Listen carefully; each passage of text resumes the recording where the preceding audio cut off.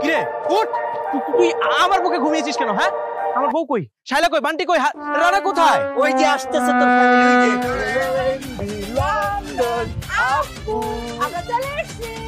বাবা চলো বাড়িতে চলো। বাড়িতে যাওয়ার তো প্রশ্নই আসে না। তোর মা আমাকে কি বলেছে জানিস? তোর মা আমাকে বলেছে গাছ তলায় থাকতে এত বড় সাহস, আমি যাবো না ওই বাড়িতে। আব্বু তুমি কেন আম্মুর দোষ ধরছো? তোমারই তো দোষ। তুমি কেন আমার শ্বশুর আব্বার বাড়ির সামনে এখানে ঘুমাচ্ছ? সাবিনার বাড়ির সামনে এখানে ঘুমাচ্ছ বলো তো? আমি এখানে চটপটি খেতে এসেছিলাম, তোদের কোনো সমস্যা? আমিও খাবো।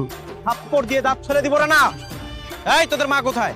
মা তো রাগ করে বাড়িতে বসে আছে, তাই তো আমরা 3 ভাই বোন তোমাকে নিতে আসছি। আব্বু চলো। খুব ভালো করেছে, চলো। তোমরা চলো বললেই আমি যাব না।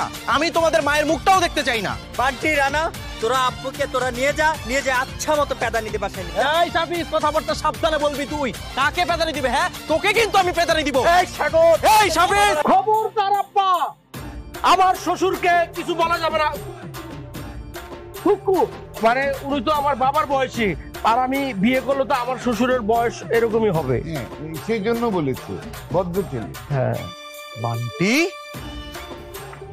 চলো বাসায় চলো, আমার শাস্তি শেষ। বাবা চলো না। বাবা তাড়াতাড়ি চলো।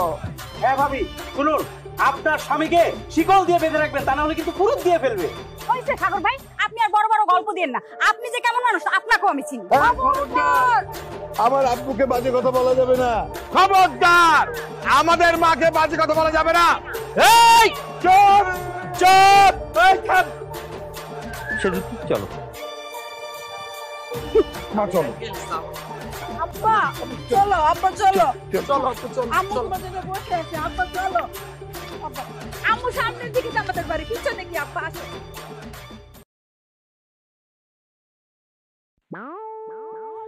আমি আর শাফিজ, আমরা দুজন মিলে আমাদের পরিবারের সবাইকে আজকে এখানে কেন ডেকেছি তার একটা কারণ আছে।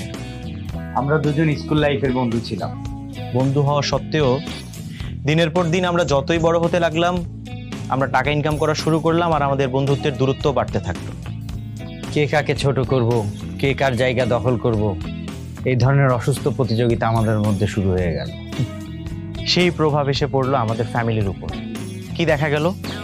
দেখা গেল যে আমাদের ছেলে মেয়েদের মধ্যেও বন্ধুত্ব আছে, কিন্তু ছোট ছোট কোনো বিষয় নিয়ে তারা ঝগড়া করছে, মারামারি করছে, শত্রুতামি করছে। এটা আসলে ঠিক না। কিন্তু এইভাবে আর চলতে দেয়া যায় না। আমি আর শাফিজ রিয়া ভাবির বাসার সামনে যে কারণেই গিয়েছিলাম, কিন্তু সেখানে গাছতলায় আমরা দুজন এক রাত থেকে এইটা বুঝতে পেরেছি, আসলে বেঁচে থাকা অবস্থায় আমাদের শেষ সম্বল একমাত্র পরিবার। পরিবার ছাড়া আসলে মানুষ অচল। আর সেই জন্যই আমরা সিদ্ধান্ত নিয়েছি আমরা দুজন আজকের পর থেকে মিলে যাব। আর আমি চাই আমাদের পরিবারের প্রত্যেকটা মানুষ, তোমরাও সবাই সবার সাথে মিলে যাও। বাবা, আমরা তো আগেই মিলে গেছি, এখন আন্টি আর আম্মুর মিলাটা বাকি আছে। কিভাবে মিলবে? আমার সাথে তো সেজুতি ভাবে চেহারা মিল নেই। ভাবি আসেন আমরা দুজনে মুলাকাত করি, মুলাকাত করলে অন্তরের থেকেই মিলে যাবে।